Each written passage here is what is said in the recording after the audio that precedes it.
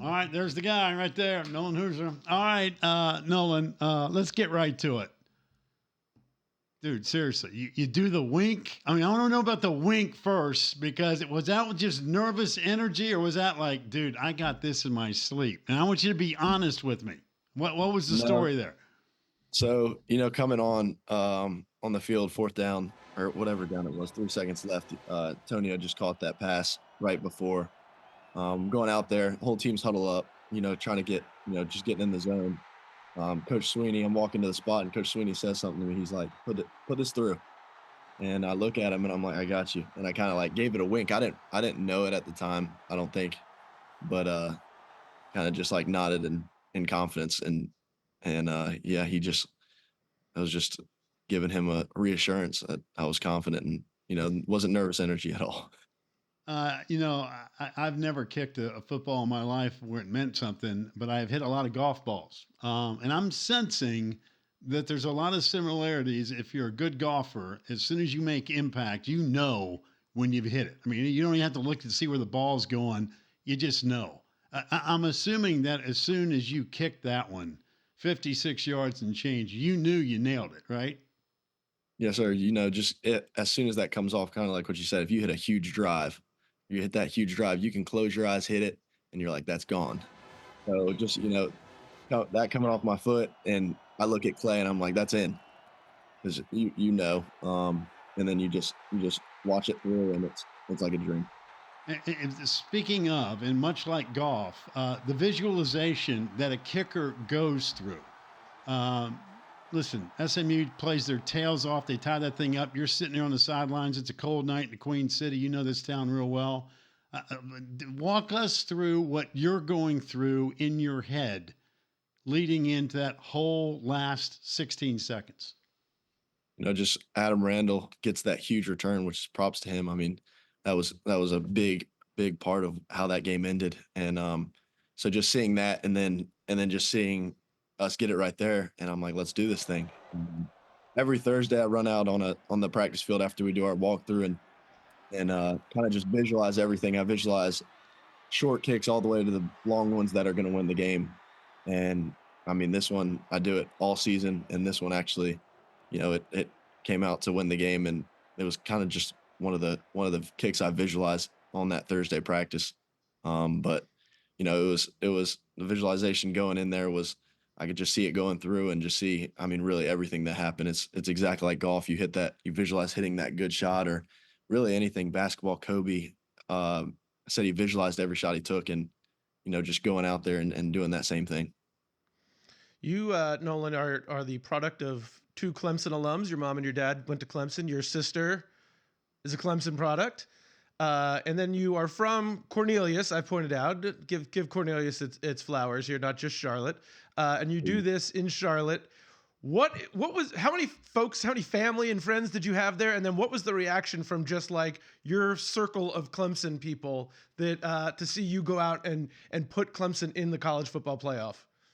Man, it was awesome. Just overwhelming support. I had a ton of family there, and I felt bad because I kept asking for tickets throughout the whole week, and I didn't want to take anybody else's. But just being back home, had some coaches there, and some coaches that had in high school and all growing up were there, and just seeing people just so happy. And it's really what you do it for, and being able to get those text messages after, and just the overwhelming support was amazing, and especially to do it in Charlotte, and it was just awesome. This is another great shot here of your quarterback sitting there going, you got to be kidding me, right? I mean, just listening to the crowd, and here we go, party time. Oh yeah. That was really cool. I saw that. I think I saw that the next morning. I don't think I saw it. I don't know when they put it out, but there was a ton of videos and ton of stuff. Phone was blowing up, and so I saw that. I saw that the next day, and I think I shot him a text. I was like, "That video is awesome," because that was. I mean, that's like what I said earlier. That's what I do it for. And there's All another right. video of Barrett and all Wade and a couple more of them all hugging each other. It was sweet.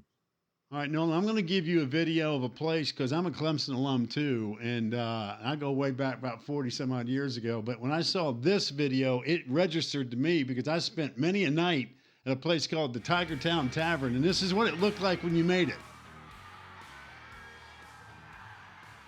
That's so awesome. That's that is so cool. I had someone send me one that was taken at study hall. It was on a huge projector, and it was awesome too. But I Well, mean, that's sweet. That is so you know, cool. that is pure joy, is what that is. And Clemson's had some unbelievable moments. Like I said, back in my day, David Treadwell made a few to beat Georgia, and but whether between the hedges or a great game in the Valley when that rivalry was just unbelievable with the late great Vince Dooley and Danny Ford, and of course the Tigers beat LSU on a memorable night in Atlanta on the last second field goal. But this one, there's never been a kick more important than the one you just made Saturday night. I know you've heard it from everybody and their brother, but brother, you'll never buy another drink again in your life in Tiger Town after what you pulled Saturday night. Man, that's just awesome. I mean, I talked to Treadwell last night on FaceTime, and just like, man, that feeling is something we do. Like this is what we do it for, and it's something you'll never be able to feel like nothing like it. So, man, it's just awesome to be able to do it for this university. You told the story about the wink, which I think will go down in Clemson lore as one of the legendary moments in school history. But talking to TJ Parker after the game on Saturday, and he was telling me the story about the first time he met you was in Jacksonville before the bowl game, and you're lining up to kick like a 55-yarder, and he's like, I'm going to screw with this little freshman here. I said, ooh, you think you can make that? And you turned to him and you said, son, I'll make this in my sleep. And you go and boot it right through the uprights. Where does this confidence come from? Like, at what point in your career of kicking did you just decide, like, I don't give a bleep, I'm going to make all these? Yeah, I don't. I feel like I've had it, just all growing up playing all these different sports. I played positions in football and soccer and track, and it just comes from all those sports being combined. And I liked, there's no point in playing a sport and going out there and being nervous. You're doing this for fun, and you do this because you love it. So, just going out there, having that confidence, having that swagger, Coach Swinney always talks about, it's just, you got to have it. Cause I mean, in those big moments, that pays off. And, moments like that, you have that confidence, it's going to give you that extra advantage. Well, you guys did have a little bit of a rough stretch in the middle of the season with the kicking game. Did the confidence ever waver at all during that? And what got you guys through that to the point where you can go out there and give a wink as you run out on the field to kick this one? Man, I got great trust in the guys up front, especially Coach Luke. I have so much trust in him and putting the guys out there I mean, all these guys, I mean, Walker Parks, putting their bodies on the line. And I've been around those guys so much and created such a bond with them over this season, and just going out there and, all of them are confident in me, and I'm confident in all of them. You really can't go out there like, oh, what if, is this one going to get, like, that's just not how it goes. And I fully trust them, and that's part of it, just building that bond throughout the season. It's been such a roller coaster for you guys here the last couple of weeks. But now I'm assuming you got back what time? 4 or 5 o'clock in the morning? I I'm pulled back guessing into my house at 5. Yes, at sir. 5. Okay. So I mean, just first of all, it was a great football game. You make this crazy 56-yarder. I know you didn't sleep. I mean, so kind of walk us through what you go through. You get home at 5 in the morning. I know you're exhausted, but you're probably not tired. You're getting text messages from everybody and your brother. I'm sure you're watching the replay a gazillion times. Again, I'm not putting words in your mouth. So you tell me. You get back at 5 a.m. So what's Sunday morning like for you? So we knew leaving the locker room, we had to be in the facility tomorrow at 11:45, and everybody kind of looked at each other like, oh no. So, you get home at 5, and then you start doing the math. You're like, if I go to sleep right now, then I would have to wake up in 4 hours. Would that be good sleep? Would that even be worth it? So yeah, I mean, coming in the morning kind of sucked. 11:45 was what it came around fast, and then you gotta go get breakfast before that. So pulled in, got some breakfast, and made my way to the facility. But no, we got back at 5. I did catch probably 2 or 3 hours. Just probably went to sleep at 6, which is wild. Just woke back up, got breakfast, made it back in the facility. Once that was over, went home and got my sleep. All right. So, was there a memorable text or two that you can share with us that you said, "Son of a gun, I can't believe so and so just typed"? Because listen, all kickers around the world watched that and said, "Man, that is what you live for as a kicker. Games on the line, 56 yards, just go and put the, we're taking the championship. I mean, you couldn't script a better case scenario. So can you share a couple with us if you got them? I wouldn't say. I mean, I didn't really look through all the DMs, everything like that. But I got Bradley Pinion, former punter here. He plays for he's at the Falcons right now. He sent me a text, which meant a lot.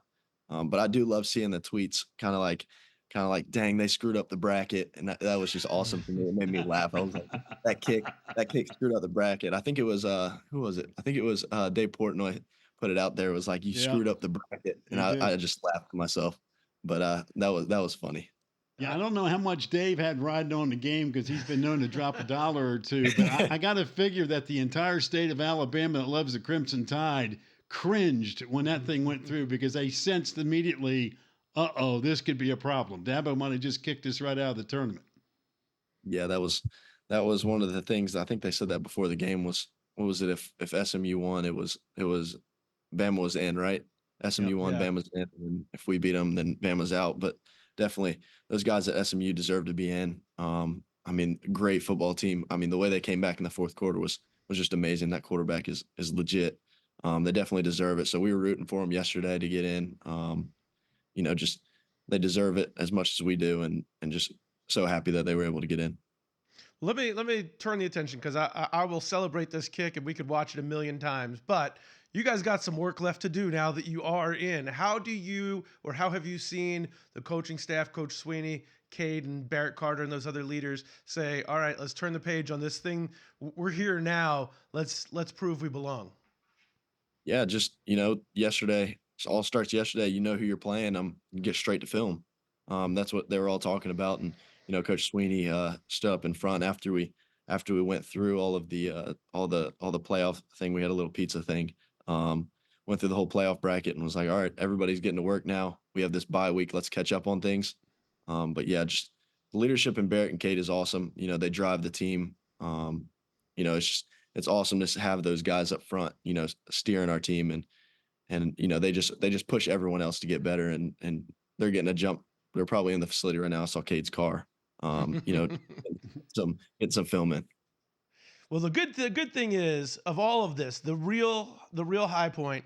I bet nobody calls you Hauser after this anymore. They'll all know it's Hauser from here on out. Yeah. Yes, sir. Hey, it doesn't bother me. I'd say 99.9% of the time it's always Hauser, and there's that one that'll come up and be like, Nolan Hauser, and it's like, oh, you got it. It's like a surprise. So, Well, I think there's going to be a few more people who know how to pronounce it these days. Hey, Nolan, first of all, again, thanks. Congratulations for all the success to you and your team, everybody else. I got a lot of people jumping around here with a tiger paw, and I got that much for you. And for your mom and dad, I know your mom's a Hall of Famer. Your dad, of course, was a part of some great Clemson baseball teams that made it to the College World Series. Wish you nothing but the best. Happy holidays to you, and thanks again for joining us. happy holidays. Thank you for having me.